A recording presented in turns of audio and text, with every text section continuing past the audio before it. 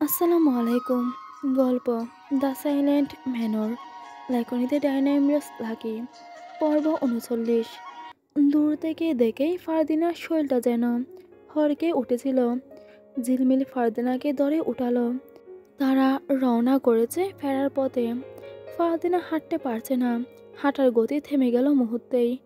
চোখ দুটো বিস্ময়ে বড় হয়ে উঠল। তারপর ধীরে ধীরে সংকুচিত হলো ব্যথায়। তার দৃষ্টি কাঁপতে লাগলো, যেন চোখের ভেতরেই কোথাও ভেঙে যাচ্ছে কিছু। ঠোঁট দুটো কাঁপছে, বলতে চাই কিছু, কিন্তু বলতে পারছে না। বুকের ভেতরটা ধুকপুক করে উঠছে অস্বস্তিতে।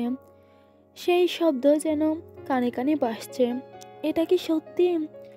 বারবার প্রতিধ্বনিত হচ্ছে সুফিয়ানের কথাগুলো। বোকা মেয়ে, তোমাকে দুঃখ দেওয়ার কথা কখনো ভাবতে পারি না। তোমার সাথে প্রতারণা করার কথা কখনো ভাবতে পারি না। কাজে যাচ্ছি, 2 দিন পরে ফিরে আসব। তোমার জন্য বিয়ের বেনারসি আনতে যাচ্ছি। বিয়ের জন্য তৈরি থেকো। ফিরে এসেই তোমাকে বিয়ে করব। গলার কাছে কেমন যেন একটা শক্ত গিঁট। শ্বাস আটকে আসছে, বুক ভারী হয়ে যাচ্ছে। মনের গভীর থেকে ধীরে ধীরে উঠছে এক ধরনের অসহায় ব্যথা, একই সাথে শূন্যতা, অবিশ্বাস আর অপমানের মিশ্র এক অচেনা অনুভূতি। ঝিলমিল তাকে আশ্বাসের খুঁটা দিচ্ছে, এটা যেন তার প্রাপ্য। তার মুখের রং ফ্যাকাশে হয়ে গেছে, চোখের কোণে জল জমে উঠেছে, কিন্তু পড়ছে না এখন।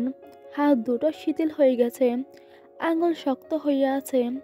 মনে হচ্ছে শোলটা যেন নিজের ভারই নিতে পারছে না। হাঁটার শক্তিটুকু হারিয়ে ফেলছে। দৃষ্টি স্থির। কিছুক্ষণ আগে সামনের দৃশ্যটা বেশি আছে চোখের সামনে, অথচ বিশ্বাস করতে এখনো কষ্ট হচ্ছে। চোখে জমে থাকা ব্যথা এত গভীর যে মনে হয় কেউ যদি তখন তাকে স্পর্শ করে সে ভেঙে খণ্ড খণ্ড হয়ে যাবে। ভেতরে হাজারটা শব্দ চিৎকার করছে, কিন্তু বাইরে নীরবতা। এই নীরবতাই ফারদিনার সবচেয়ে বড় ব্যথা। ফারদিনা শুধু দাঁড়িয়ে থাকলো নদীর তীরে, নৌকার অপেক্ষায়। নৌকা দেখা যাচ্ছে, তীরেই আসছে। চোখ লালছে, ঠোঁট শুকিয়ে গেছে, বুকের ভেতরটা সংকুচিত।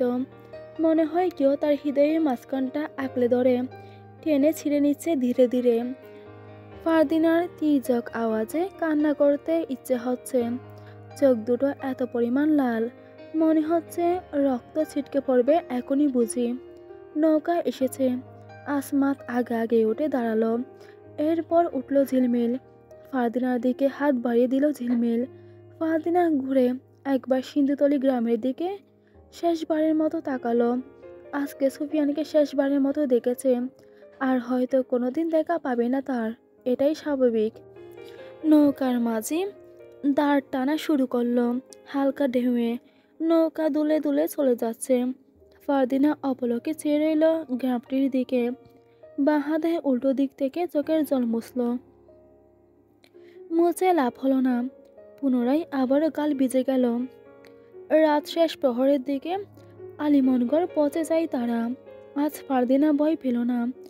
ঘরের বাইরে বের হয়েছে বলে আব্বা ভাইরা তাকে মেরে ফেলবে, বকাবকি করবে, নয়তো বন্দিশালায় বন্দি করে রাখবে। রাখুক, আজ তার কাছে সুফিয়ানের থেকে পাওয়া কষ্টটাই সবচেয়ে তীব্র মনে হচ্ছে। ফারদিনার ভীষণ কষ্ট হচ্ছে, ভীষণ।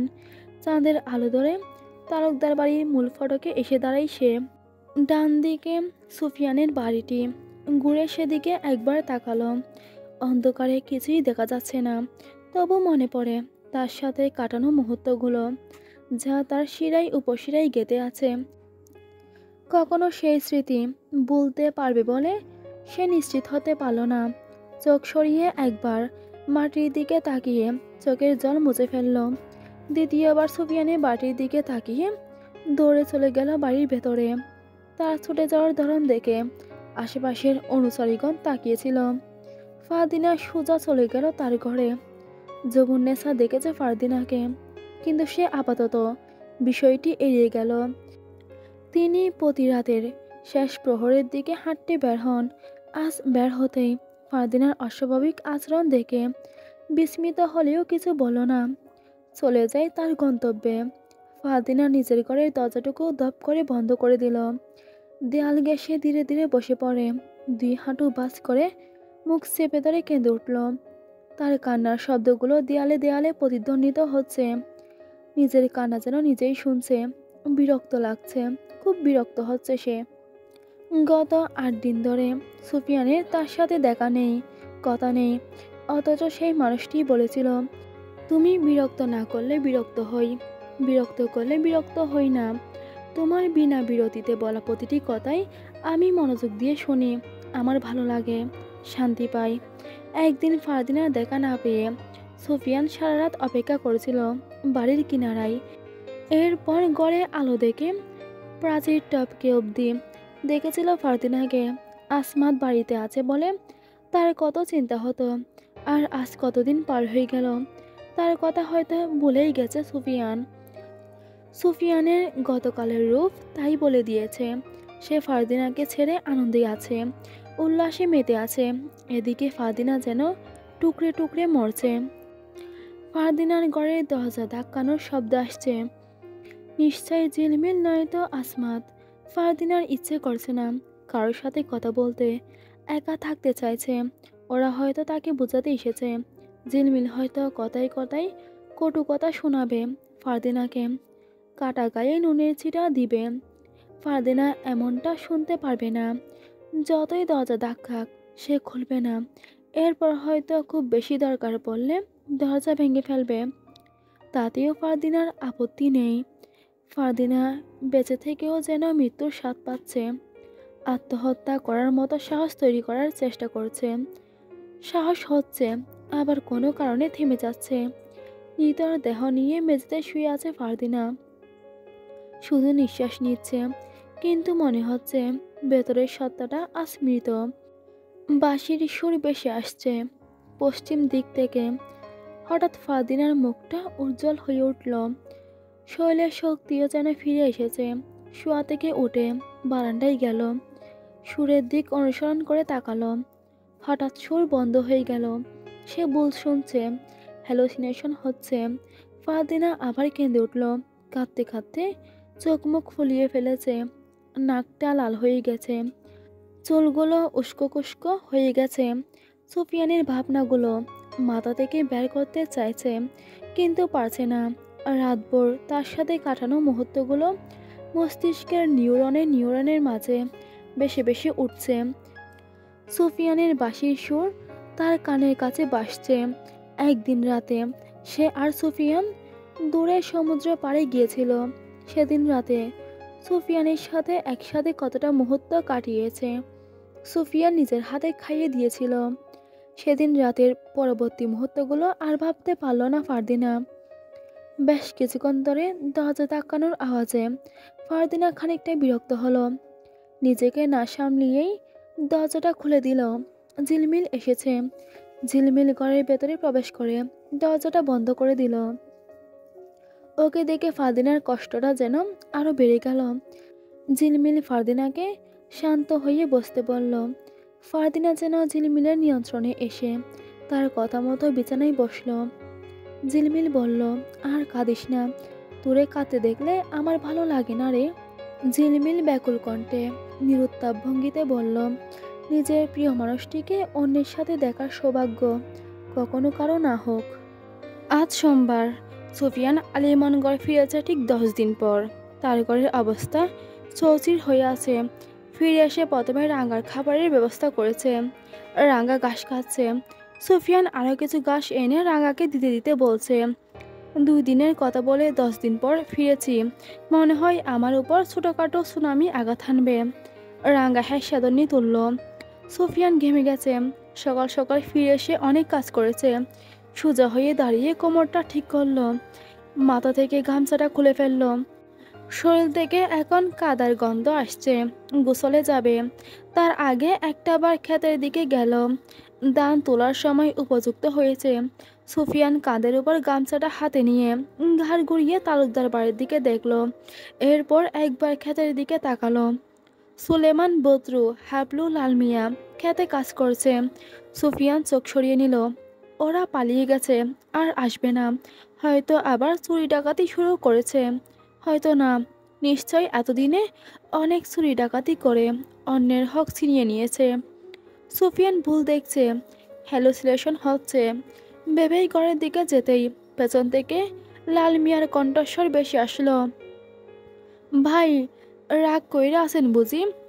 বলেই ওরা চারজন দৌড়ে সুফিয়ানের কাছে আসে, তার পায়ে পড়ে যায়।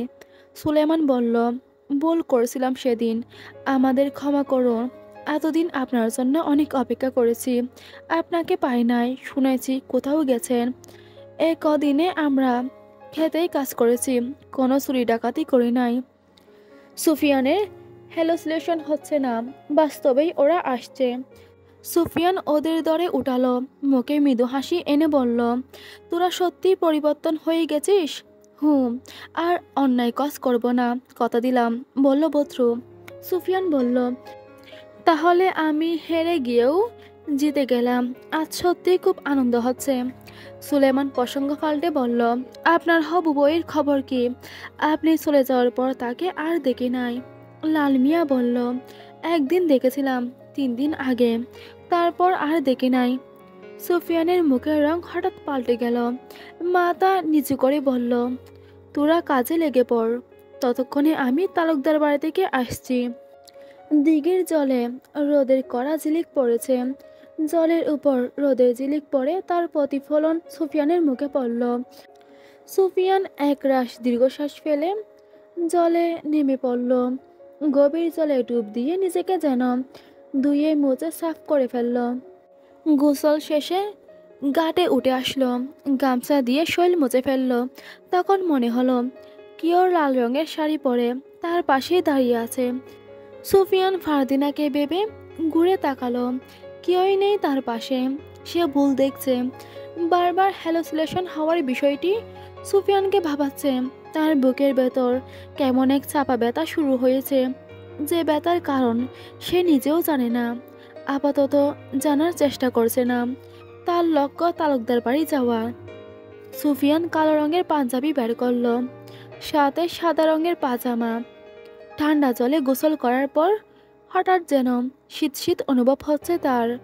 কালো রঙের শাল বের করলো, পোশাক পরিধান করে সুগন্ধি বের করলো। কখনো সুগন্ধি ব্যবহার করা হয় না, আজ করছে। ফারদিনা তাকে বলেছিল গোলাপ দিয়ে প্রেম নিবেদন করতে হবে, আজ করবে ভেবেছে। নিশ্চয় ফারদিনা রাগে আক্রোশে ফুঁসছে। সুফিয়ান ফারদিনার কথা ভেবে ঘর থেকে বের হলো, গোলাপ গাছের দিকে এগিয়ে গেল। গোলাপ ফুটেছে, একটা গোলাপ ছিঁড়ে পাঞ্জাবির পকেটে রাখলো। তালুকদার বাড়ির উদ্দেশ্যে হাঁটা শুরু করতেই সামনে পড়ল মজিদ মিয়া। সুফিয়ানের সামনে পথ রোধ করে দাঁড়ালো। সুফিয়ান জিজ্ঞেস করলো, চাচা, আপনাকে অনেকদিন পর দেখলাম, কোথায় ছিলেন? মজিদ অদ্ভুত আচরণ করে বলল, তালুকদার বাড়ির দিকে যাইও না, তুমি বিবাহিত, বউ আছে, তাহলে তালুকদার বাড়ির মায়ের পেছনে পড়ে আসো কেন? ওর জীবনটা নষ্ট কইরো না। সুফিয়ান আশ্চর্যজনক চোখে বলল, চাচা, আপনি এসব কি বলছেন? আপনার মতাই সমস্যা আছে, অনেকেই বলতো, আমি বিশ্বাস করতাম না, এখন দেখছি সত্যি সমস্যা আছে। সরুন সামনে থেকে, বলে সুফিয়ান তার পাশ কেটে চলে যায় তালুকদার বাড়ির উদ্দেশ্যে। দূর থেকে সুলেমান, বদরু, হাবলু, লাল মিয়া সুফিয়ানকে দেখলো। ওরা নিজেদের মধ্যে চাচাই করলো। সুফিয়ান বাইরের সৌন্দর্য বোধহয় আরও বেড়ে গেছে, কি সুন্দর রাজপুত্রের মতো লাগছে, বলল লাল মিয়া। মজিদ মিয়া ওদের দিকে তাকিয়ে বলল, রাজপুত্রের মতো দেখালেই রাজপুত্র হয় না, বলে সে অট্ট হাসিতে ফেটে পড়ল। ওরা কেউই তার কথার পাত্তা না দিয়ে বলল, আজ তো একটা পাগল, নিজের মেয়ের মৃত্যুর শোক কাটিয়ে উঠতে না পেরে এখন ভালো মানুষকেও পাগল বানাতে চাচ্ছে, বলল সুলেমান। সুফিয়ান তালুকদার বাড়ির মূল ফটকের সামনে দাঁড়িয়ে আছে, আজ থেকে ঠিক 10 দিন আগের মতো। বাড়িটি আর আনন্দ উল্লাসের মতো মেতে নেই। দাসীরা ছুটে ছুটে কাজ করছে না, খামার থেকে গরুর ঘন্টার টুংটাং শব্দ আসছে না। মনে হচ্ছে ওরাও কোনো কারণে নীরব হয়ে গেছে। অনুচারীদের মধ্যে সেই তেজভাবটা আর নেই। সত্যি কি নেই, নাকি সুফিয়ানের ভাবনা, ভুল ভাবনা? সুফিয়ান কিছু বুঝতে পারল না। বাড়ির ভেতরে চলে গেল। ঘরের ভেতরে প্রথম পা রাখতেই একটা কালো বিড়াল সুফিয়ানের দুই পায়ের মাঝ বরাবর দিয়ে চলে গেল। হঠাৎ বিড়ালের আগমনে সুফিয়ান কিঞ্চিত চমকে উঠল। চোখ পড়ল বৈঠকখানায়। রশিদ তালুকদার বসে আছেন। ওনার অভিব্যক্তি বেশ হতাশায় নিমজ্জিত। সুফিয়ান তাকে সালাম দিল। রশিদ সালামের জবাব দিল সেকেন্ড কয়েক পর। এরপর ইশারায় সুফিয়ানকে বসতে বলল। সুফিয়ান বসে। তাৎক্ষণিক উপস্থিত হয় আদিব। কুদ্দুস হাতে একটা জলের পাত্র নিয়ে রান্নাঘরের দিকেই যাচ্ছিল। হঠাৎ করে থমকে দাঁড়িয়ে পড়ল সে। রশিদ সুফিয়ানকে বলল, তুই হঠাৎ এখানে? আজ কিসের জন্য এসেছিস? দোতলার ঘরের পাশে রেলিং ধরে দাঁড়িয়ে আছে আরিফ, রায়ান এবং সায়েম। সুফিয়ান কোনো দ্বিধা না করেই বলল, চাচা, আমি ফারদিনাকে ভালোবাসি। ফারদিনাও আমাকে ভালোবাসে। আমি ওকে বিয়ে করতে চাই। রশিদ শুধু বসেই রইল নির্বাক হয়ে। কুদ্দুস অপলকে। সুফিয়ান কতক্ষণ রশিদ, কতক্ষণ আদিবের দিকে দেখছে। আদিব ধীর পায়ে হেঁটে রশিদের পেছনে দাঁড়ালো। রশিদ বলল, তোর আর ফারদিনার মধ্যে প্রেম চলে, তা আমি আগে থেকেই একটু একটু টের পেয়েছিলাম, তবে পুরোপুরি নিশ্চিত ছিলাম না। কিন্তু গত কয়েকদিন আগে আদিব আমাকে তোর আর ফারদিনার ব্যাপারে সবটা বলে। বিয়ের প্রস্তাব তো বলতে গেলে তুই আগে দিয়েছিস। আজ তো বিয়ের জন্যই এসেছিস, তাই না? অত্যাচারা যুক্তিহীন মনে হলো রশিদের কথা সুফিয়ানের কাছে। আদিব যেহেতু সবটা জেনে গেছে, এর মানে ফারদিনা সবটা বলে দিয়েছে। সুফিয়ান ফিরে এসে ফারদিনাকে বিয়ে করবে বলেছে, সেটাও হয়তো জেনে গেছে তারা। হয়তো তাই বলছে আজ বিয়ে করতেই এসেছে কিনা। সুফিয়ান তাই ধরে নিল, নিজেই নিজের ভাবনার সমাধান দিল। সুফিয়ান ছোট্ট করে বলল, সেটাই। রায়ান দোতলার সিঁড়ি বেয়ে নামতে নামতে বলল, কিন্তু তুই আসতে দেরি করে ফেলেছিস সুফিয়ান। সুফিয়ানের হৃদয় হঠাৎ দগদগ করে উঠল। সে যেদিন সিন্ধুতলি গ্রামের উদ্দেশ্যে যাচ্ছিল, সেদিন বিদায় বেলা ফারদিনা একবার বলেছিল, ফিরে এসে আমার লাশ না দেখো। সুফিয়ান খারাপ কিছু ভাবতে চাইল না। চোখ তুলে আদিবের দিকে দেখল। রশিদ ছড়ি হাতে উঠে দাঁড়ালেন। সে নিস্তেজ শরীরে তার ঘরের দিকে চলে যান। সুফিয়ান বলল, আমি দেরি করে ফেলেছি মানে? আদিবকে জিজ্ঞেস করল। ফারদিনা আসমাতকে বিয়ে করে ঠিক গতকাল এই সময়ের দিকেই কিরগিজস্তানের উদ্দেশ্যে চলে গেছে। ফারদিনা আসমাতকে বিয়ে করে চলে গেছে। ফারদিনা অন্য কাউকে বিয়ে করে ফেলেছে। একাধিক শব্দ যেন সুফিয়ানের আশেপাশে গুড়গুড় শুরু করলো। সে যেন নিজের শৈলের বরটাই হারিয়ে ফেলেছে। চোখ দুটো শূন্যে উঠে গেল। সে অবাক হয়ে থেকে ভেঙে পড়ার মাঝামাঝি এক অচেনা স্থিরতার মাঝে এসে দাঁড়িয়েছে যেন। চোখের কোণে জল জমেছে, কিন্তু পড়ছে না। ঠিক যেন চোখের ভেতরে আটকে থাকা এক জ্বর বাহিরে বেরোতে পারছে না। ঠোঁট দুটো কাঁপছে তার। হাঁটু দুটো কাঁপুনি দিয়ে উঠতে চাইলে সুফিয়ান সামনে নিচ্ছে। চাইলেও যেন বলতে পারছে না কিছু। বুকের উপর অদৃশ্য পাথর চেপে আছে। নিঃশ্বাস নিতে ব্যথা লাগছে। গলার হাড়ের কাছে দগদগ স্পন্দন। প্রতিটি স্পন্দন তাকে স্মরণ করিয়ে দিচ্ছে ফারদিনার কথা। সোফিয়া নিরুত্তাপ ভঙ্গিতে বলল, তোরা মিথ্যা বলছিস। ও হঠাৎ করে এমনটা করতে পারে না। ফারদিনা আমাকে ভালোবেসেছিল, সত্যিকারের ভালোবাসা। ও প্রতারক নয়। আদিব বলল, তুই বিশ্বাস না করলে সত্যটা মিথ্যে হয়ে যাবে না। আমি ওর ঘরে একটাবার যেতে চাই। আদিব বলল, যেতে পারিস, তবে ঘর ফাঁকা। রায়ান বলল, শুধু শুধু নিজের কষ্ট বাড়াস না, ওর স্মৃতি থেকে দূরে থাক। সুফিয়ান বসে থেকে উঠে দাঁড়ালো। সবার দিকে একবার তাকালো। নির্বাক ভঙ্গিতে ঘর থেকে বের হতেই বেখেয়ালিভাবে দরজার সাথে ধাক্কা লাগলো। এরপর একা একা বিড়বিড় করে কিছু বলল, যা নিজের কাছেই অস্পষ্ট। তালুকদার বাড়ি থেকে বেরিয়ে যায়। দিক বিদিক হারিয়ে পথে হাঁটা শুরু করলো। নিজের বাড়ির দিকে রওনা করেছিল, কিন্তু ভুলে সে চৌরঙ্গি হাটের দিকে চলে যাচ্ছে। কোন দিকে যাচ্ছে খেয়াল নেই সুফিয়ানের। যেতে যেতে ফারদিনার কথাগুলো বেশি উঠছে বারবার কানের কাছে। পাঞ্জাবির পকেট থেকে গোলাপটা বের করলো। গোলাপের দিকে তাকাতেই তার চোখ বেয়ে জল গড়িয়ে পড়ল। অনর্গল জল গড়িয়ে পড়ছেই। ফারদিনাকে সে তার মায়ের পরের স্থানটা দিয়েছিল, বিশ্বাস করেছিল। আজ তার বিশ্বাসের জায়গাটা ভেঙে চুরমার করে দিয়ে গেছে। নিজেকে নিজের আঘাত করতে ইচ্ছে করছে।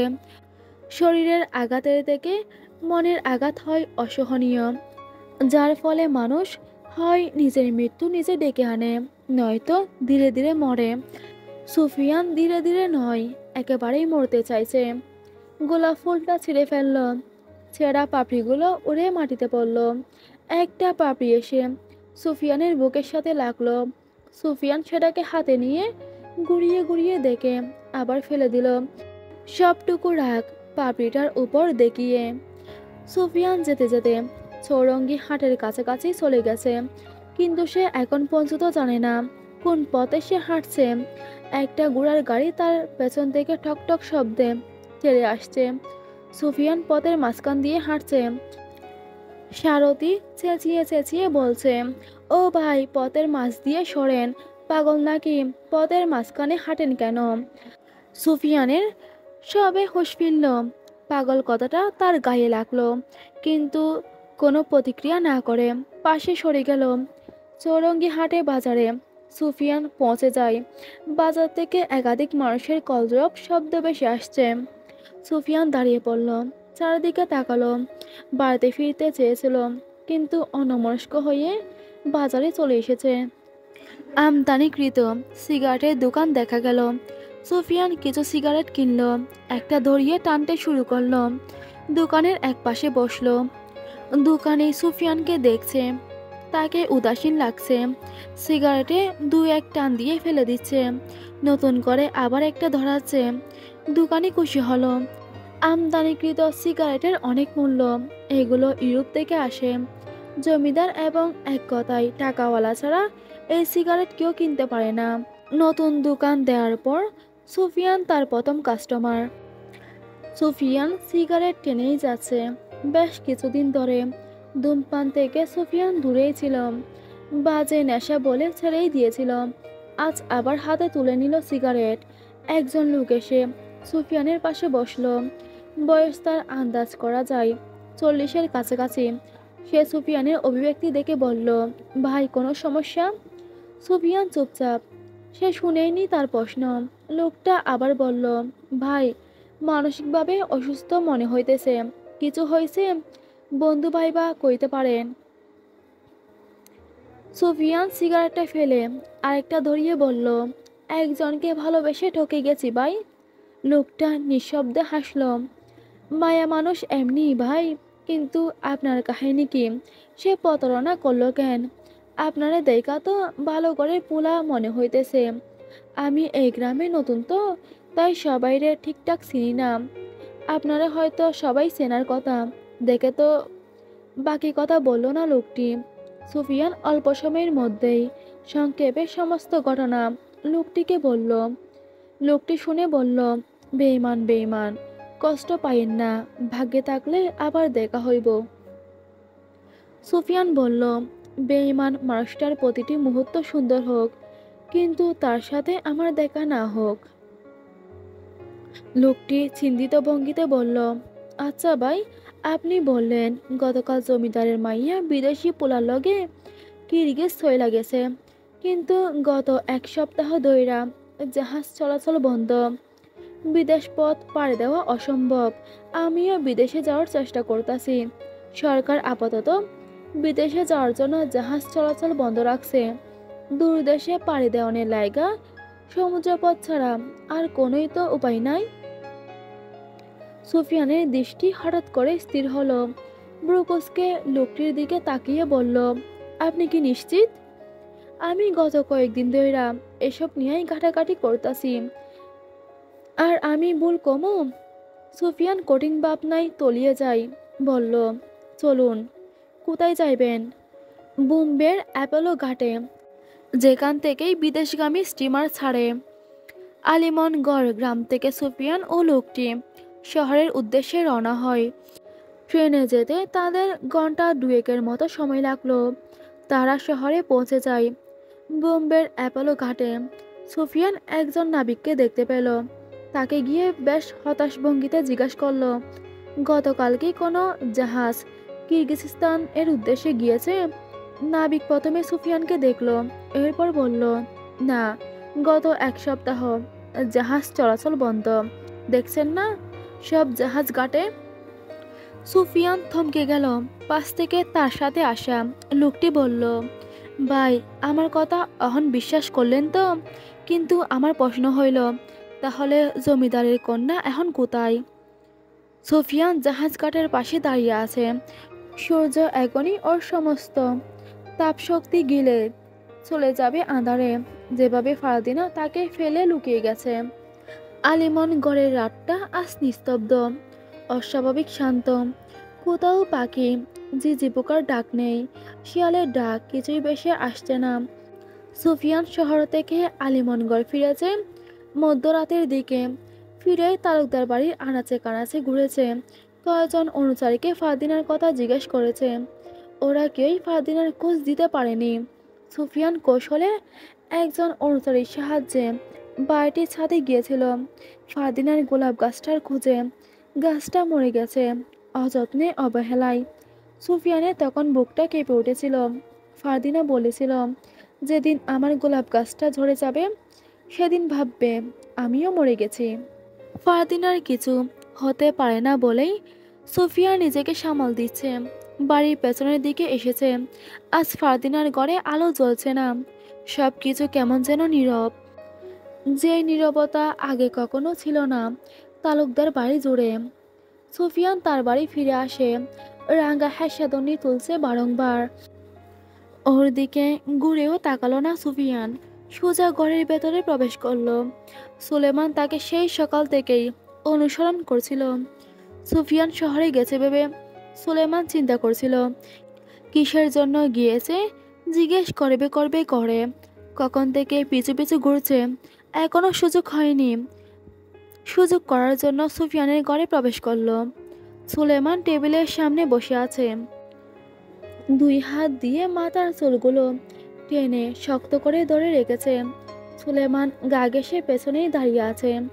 সুফিয়ান হাতের সাহায্যে চোখের জল মুছল, এরপর হাতে নিব কলম তুলে নিল। গত কদিনের ঘটনা নতুন এক পৃষ্ঠায় লিখছে। আজকে সারাদিন উদ্ভ্রান্ত প্রতীকের মতো ফারদিনাকে খুঁজেছে, পায়নি। ফারদিনার লাগানো গোলাপ গাছটি অযত্নে মরে গেছে। সুফিয়ানের খুব কষ্ট হচ্ছে। পুরুষেরা কাঁদে না, লোকে বলে। আজ সুফিয়ান ফুফিয়ে ফুফিয়ে কাঁদছে। তার কান্নার আওয়াজ সুলেমানের কানে গেল। সুলেমান শহরের বিষয়টি পাল্টে বলল, আপনি আপনার জীবনের কাহিনী খাতা কলমে লিখছেন। আজ সারাদিন আপনি পাগলের মতো ছুটেছেন, হয়তো আপনার হবু বইয়ের জন্য। থেমে সুলেমান আবার বলল, তালুকদার বাড়ি হঠাৎ করেই যেন সর্বশান্ত হয়ে গেছে। এক কথায় নীরব জমিদার বাড়ি। এতটুকু বলেই আবার থামল সে। সুফিয়ান লেখা থামালো না। সুলেমান আবার বলল, আপনার জীবনের গল্পের নাম কি? সুফিয়ান এবার বলল, আমার জীবনের আলাদা কাহিনী নেই, সবটা জুড়েই ছিল ফারদিনা।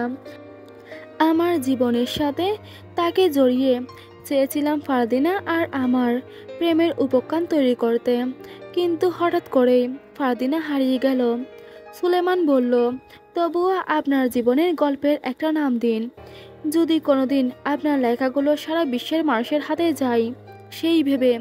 সুফিয়ান হেসে বলল, লেখাটা শুধু আমার মধ্যে সীমাবদ্ধ থাকুক। আপনি সত্যি কৃষক তো? সুফিয়ান সুলেমানের প্রশ্নের কোনো জবাব না দিয়ে কান্নায় ভেঙে পড়ল। হাতে নিব কলম তুলে লেখাগুলো যে পৃষ্ঠায় শুরু করেছিল সেখানে গেল। উপরের একটি অংশে কাপা হাতে লিখল, দ্য সাইলেন্ট ম্যানর। এরপর করুণ কণ্ঠে একবার বলল, আমি বোধহয় ফারদিনাকে হারিয়ে ফেললাম, এবার হয়তো তোরাও আমায় হারিয়ে ফেলবি। ভোরের আলো ফুটেছে। তখন ফজরের আজানের সাথে সাথেই মীরের বইটি পড়া শেষ হয়। তার চোখে জল। আহির এবং রাফিদ দুজনের চোখেও জল। আহির স্তব্ধ হয়ে গেল, শ্বাস ফেলে বলল, সুফিয়ান হয়তো ফারদিনাদের বাড়িটি ঘিরেই তার বাস্তব ঘটনার নাম দিয়েছে দ্য সাইলেন্ট ম্যানর। হই হুল্লোড়ে ভরা তালুকদার বাড়িটি হঠাৎ করেই নীরব হয়ে গিয়েছিল। সেখান থেকেই শেষ হয় দ্য সাইলেন্ট ম্যানরের কাহিনী। কিন্তু আমি যেন নিজেকে সামলাতে পারছি না। মীর বলল, আমার কেন যেন কান্না পাচ্ছে অনেক। ফারদিনা বিদেশ যায়নি। রশিদ তালুকদার নির্বিকার কণ্ঠে সুফিয়ানকে মেনে নিয়েছিল। হঠাৎ ফারদিনা নিখোঁজ, আর শেষমেশ তার গোলাপ গাছটা মরেই গেল। রাফিদ বলল, আর শেষমেশ অপূর্ণ থাকলো দ্য সাইলেন্ট ম্যানর বইটি। অতপর প্রথম খণ্ডের সমাপ্তি। দ্বিতীয় খণ্ডের পর্বগুলো 40 নম্বর পর্ব থেকেই শুরু হবে।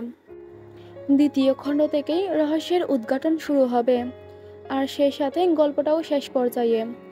আর হ্যাঁ, দ্বিতীয় খণ্ডের জন্য অপেক্ষা করতে হবে না, এভাবেই প্রতিদিন পার্ট বাই পার্ট লেখিকা দিয়ে দিবেন বলেছেন।